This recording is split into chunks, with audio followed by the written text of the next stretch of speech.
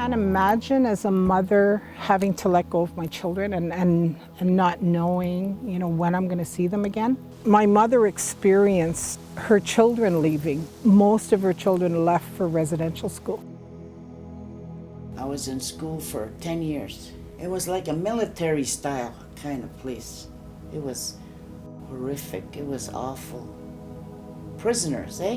We're prisoners. Because of history in residential school, I look at my mom through a different lens from a real mother. I look at my mom through that lens of a mother to daughter. And I literally moved that residential school stuff aside because it's already robbed me enough. And I said, I refuse to give it power.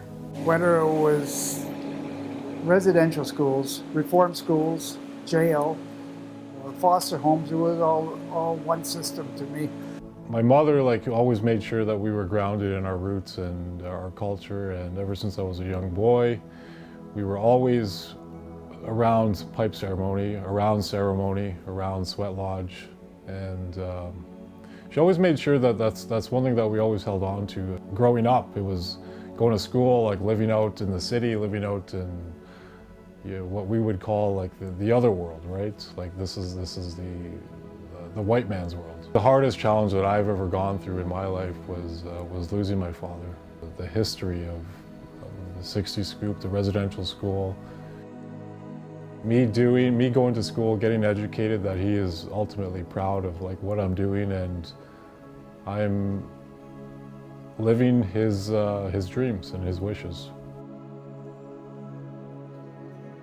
I want to be the first lawyer from my community. We have a lot of injustice that we fight as Indigenous people, and I want to be able to help against the injustices. A big part of all of this is reclaiming who we are as Apitipi Anicinape. When it comes to intergenerational trauma, we need to stop the cycle. And that's what I'm trying to do. I'm trying to stop the cycle. And that's exactly what I'm doing. I'm changing the story for my family.